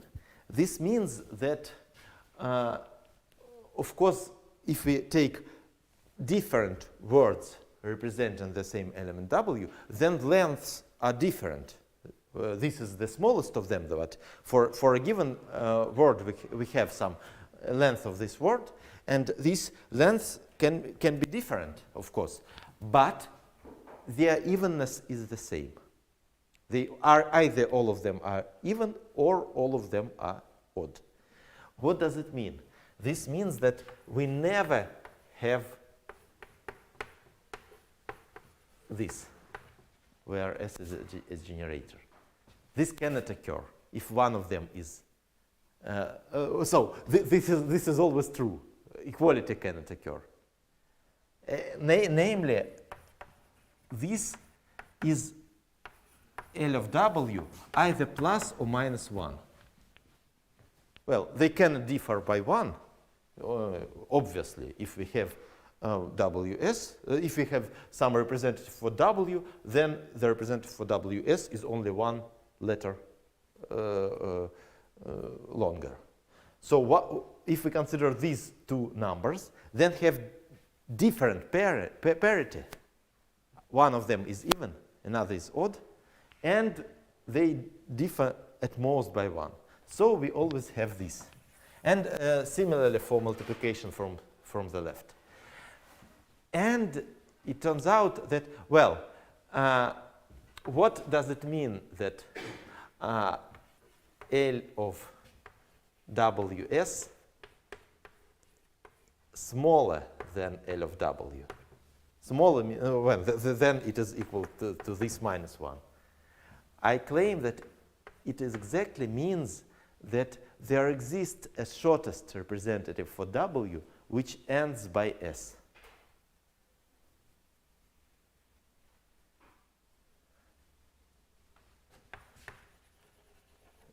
There can be many shortest representatives, but there exists such that ends by S. There exists a shortest representative for W that terminates by S. Indeed, well, we take just the shortest representative for WS and just add S from the right. And, well, and look, let us look on an arbitrary cell. So, well. Why can't they be equal? Why they cannot be equal? Yes. Because they have different parity. One of them is even and another is odd. Because all relations in the Coxeter group have even length. So all words represented in one element are of the same parity. So if we add S, then parity changes. Well, look, here, if we take, let us take this particular well, here this is sigma 1, 2. Let us take any cell sigma t. Then I claim that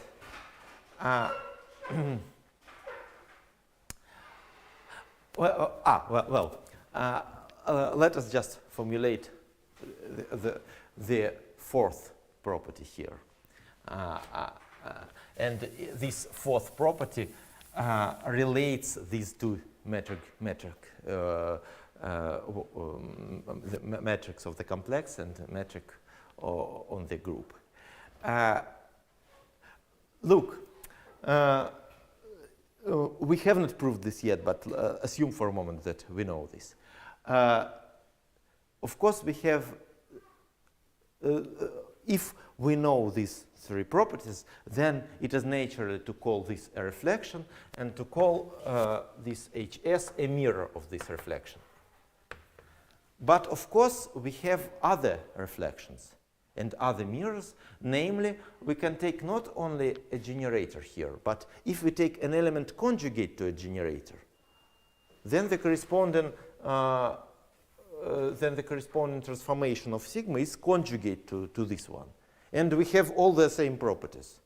It is enough to prove them for generators, but it will immediately follow for arbitrary element conjugate to a generator. So let us introduce notation. R is the subset of W, which are conjugates of elements of S. So this is now this is infinite subset, and we have the same for we have the same mirror HR for any R, and then look, suppose that you have recall that vertices of the complex sigma are just elements of W, and assume that you have identity and you have some element W. Well, then you can consider on the position of these 2 points. These are points. This is a picture in sigma. Let us consider these 2 vertices of sigma, and we consider position of these 2 points with respect to various mirrors. Well, which are possibility? These 2 points can be on the same side of a mirror or on different sides of a mirror. Well, let us consider all mirrors such that E and W are on different sides of this mirror. Then the fourth property is that the number of such mirrors is exactly L of W. The number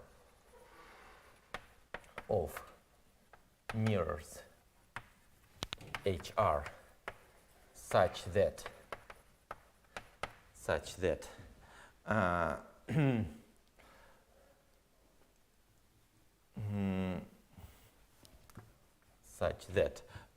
E and W are on different sides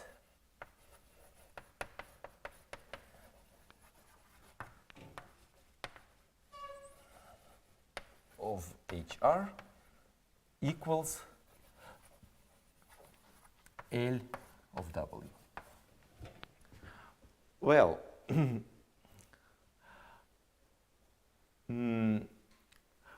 let us understand which is obvious here. It is obvious that the number of such HRs is at least L of W. Well, sorry.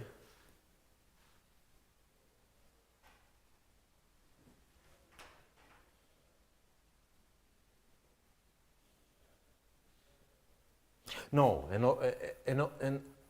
well, an obvious one is this one. Well, this is an obvious equality. Well,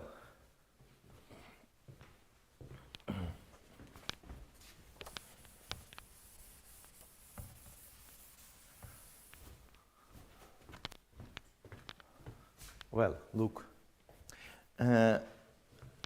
Assume that W is written as a word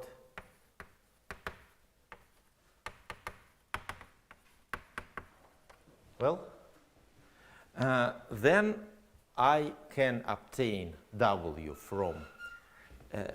from identity by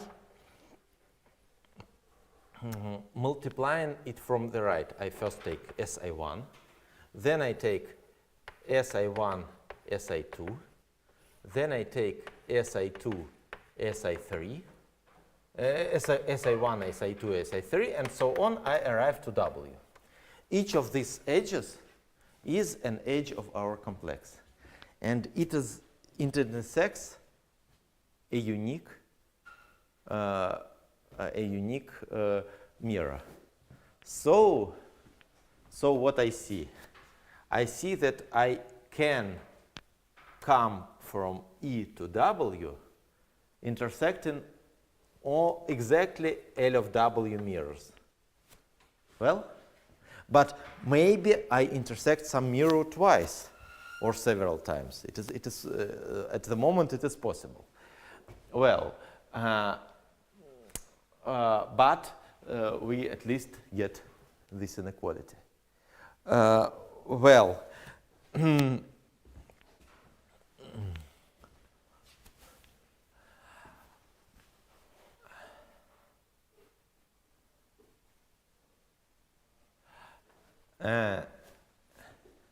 and how to get an opposite inequality? Actually, assuming for a moment that we have proved 2 and 3. So I haven't proved it yet, but I first want to explain why 2 and 3 imply 4. Well, this is some special path, but let us go from E to W by a geodesic. Well, we can go from E to W by a geodesic, and then what we know? We know that on this way we intersect the smallest number of HRs. We intersect only those HRs which actually separate, because we cannot intersect twice. Why we cannot intersect twice? Because it is totally geodesic. If we intersect twice, then we have non-uniqueness of a geodesic.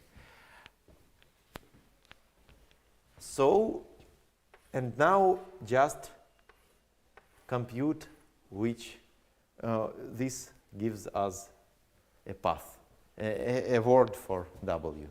We just look through which edges we move. Actually, this is not a precise proof. The matter is that on this way we can intersect cells of smaller dimension. It may happen that it is not, but it is not hard to make it to a precise proof.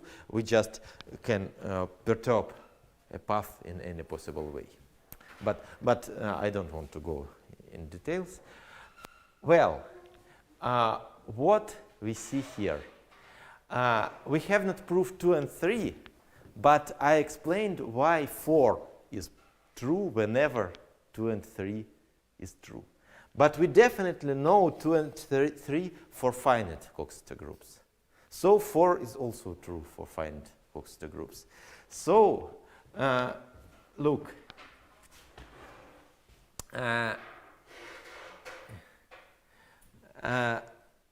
I claim that for finite Coxeter groups, this 4 easily implies the following. Look, I would like to look on one particular sigma t. Here, there are vertices which are, one vertex is E. There are vertices which are on one side of our mirror HS. And there are vertices which are on the other side. I claim that I can distinguish these two cases just by combinatorics. How? Look, these are exactly those that in my case, S equals S2, yes? This picture is for S equals 2. These are exactly those such that multiplication from the right by S2 increases the length. And these are those that it decreases. So my claim is that this is a general situation. Namely,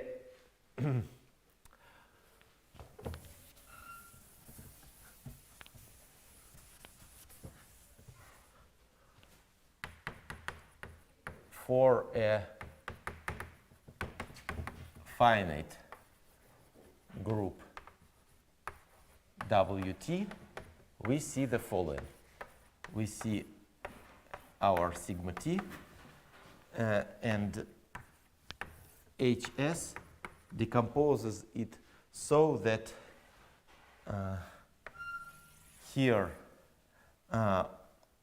we have all W such that L of WS is greater than, is greater and hence equals L of W plus 1.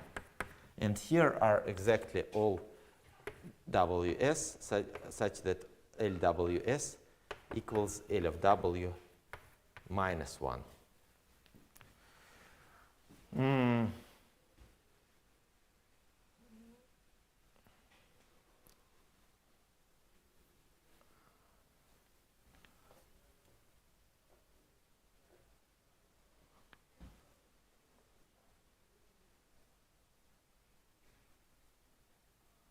Well, sorry, what I said. I'm sorry. As usually, I missed right and left, and here is, of course, sorry.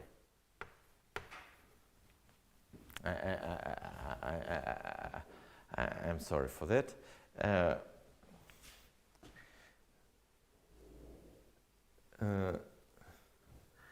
The matter is that, well, I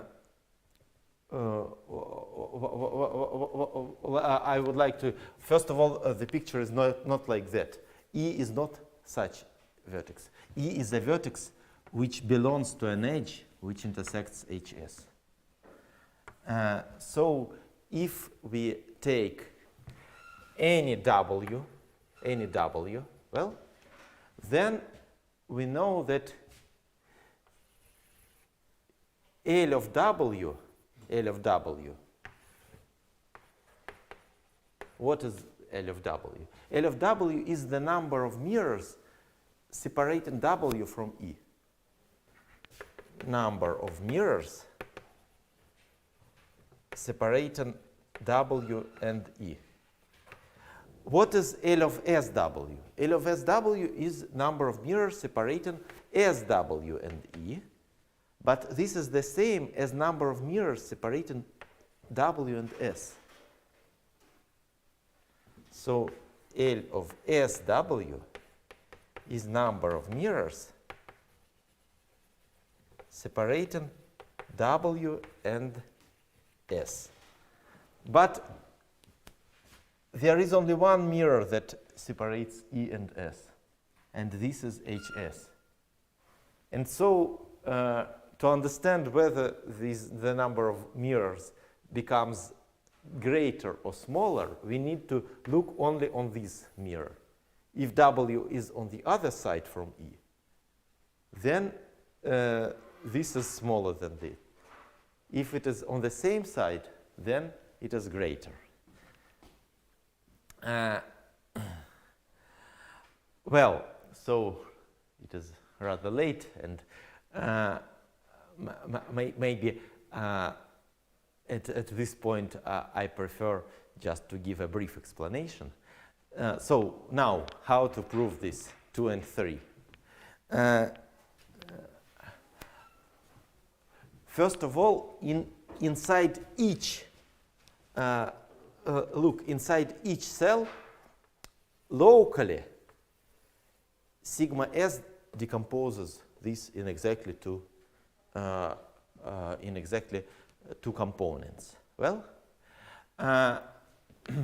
and if we start gluing these such pictures to each other, then locally we again have these two components.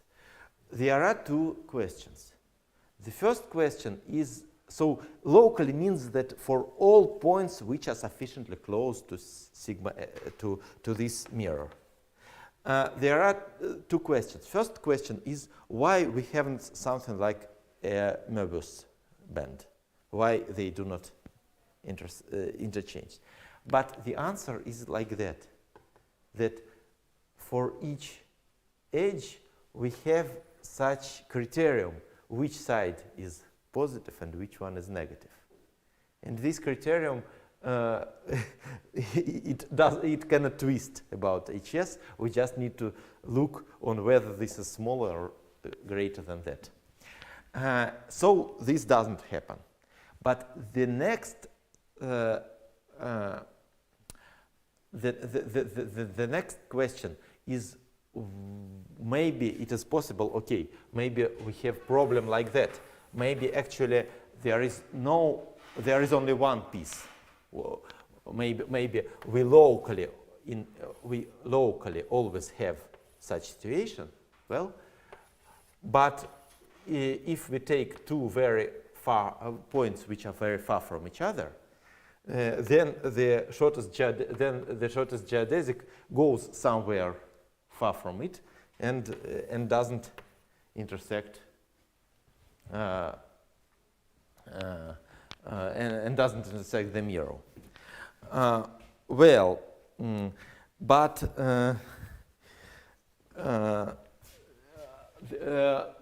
this I prefer to leave it as an exercise that this doesn't happen. But I say an idea. An idea is that, okay, we need to move these 2 points close to each other. When they are close to each other, then we definitely have intersection. When they are far from each other, then possibly we do not have intersection. But then if there is such situation that for far points we have no intersection and for close points we have intersection, then there must be a situation when there is no intersection, but our geodesic comes very close, very close, much closer than this epsilon to our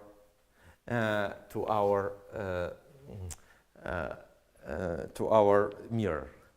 But it is not hard to deduce from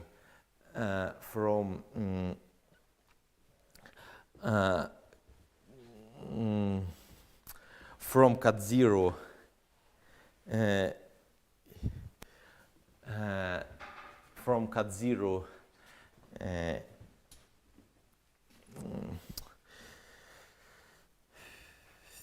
sorry. Well,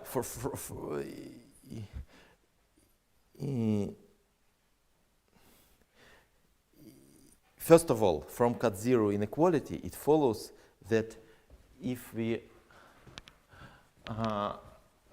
look on a geodesic, well, then and compute distance from points of geodesic to some totally geodesic submanifolds. Well, then this is a convex function. This is more or less more or less a consequence of cut zero inequality, that if we move along geodesic and compute this, then this is a convex function. Well, and actually, it follows immediately from that a geodesic cannot move far from, if it is close to totally geodesic. Well, yes, I'm sorry. You need not to move anything. Just if you are close to a totally geodesic subset at one end and close to a totally geodesic subset at another end, then you are not so far from it in between, just because of convexity. So this can be proved, and this more or less implies these two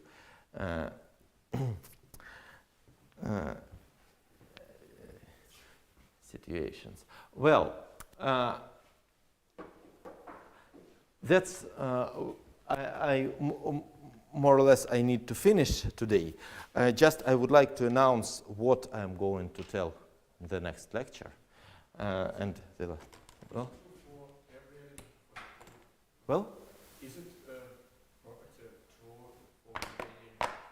no.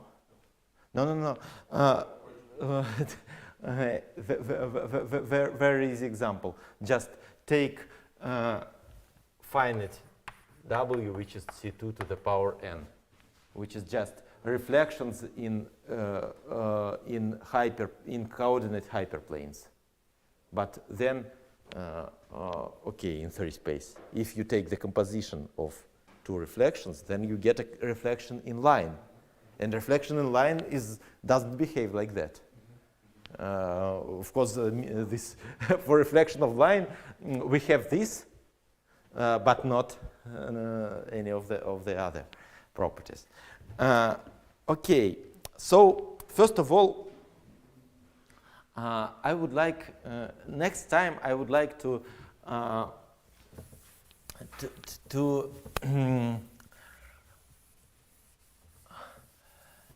tell you about a result by Davis, by Michael Davis. So there is a nice theorem by Michael Davis. It's 1998. Well, of course, we would like to apply all this stuff to some computation of homology or cohomology of groups. But it turns out that the first question is, well, suppose if we have an infinite group, which homology and cohomology groups we would like to compute? And it is not so obvious. Of course, the first thing which we can consider is homology or cohomology with untwisted coefficients, say with Z. But it turns out that there is another very important property. In fact, I hoped that today I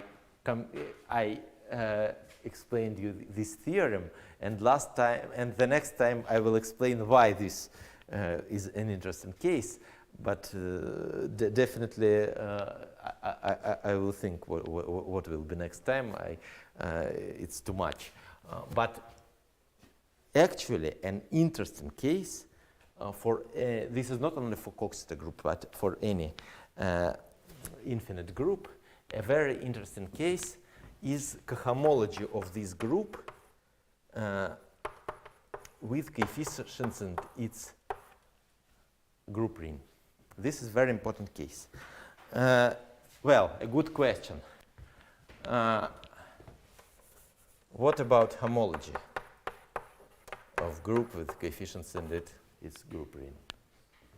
What can we say about it?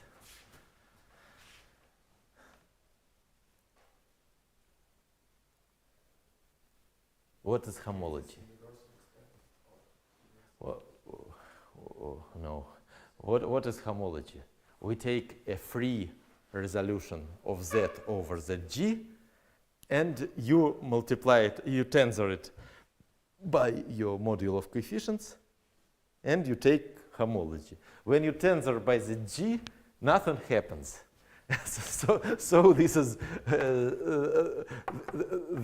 Z for I equals 0 and 0 otherwise, and it is independent on G, so it is completely non-interesting. But cohomology is rather interesting. Well, and claim of Davis, he computed the cohomology of arbitrary Coxeter group with coefficients in its group ring. And the answer is, well, at the moment I will write down the answer explicitly next time, but at the moment I say that this is a sum over elements of group, and here stands something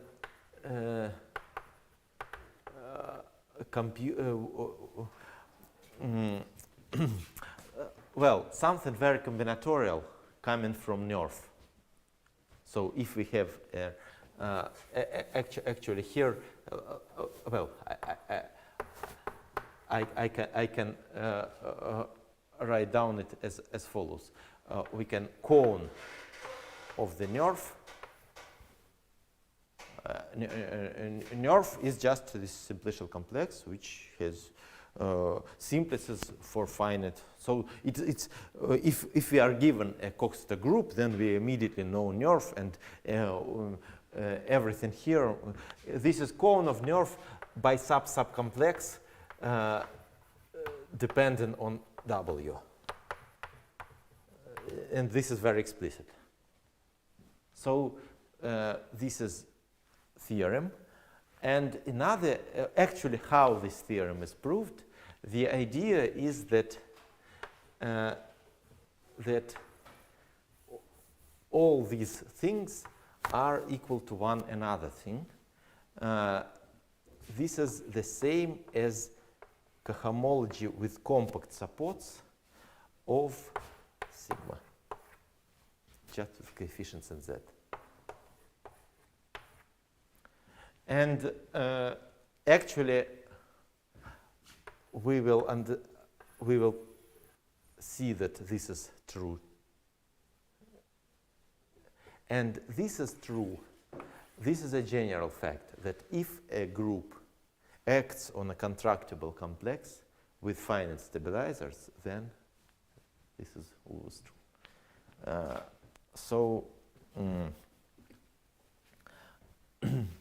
Well, so that's the plan for the last lecture. I think I will not be able to make it completely, but I'll try to do something. Okay, that's all for today.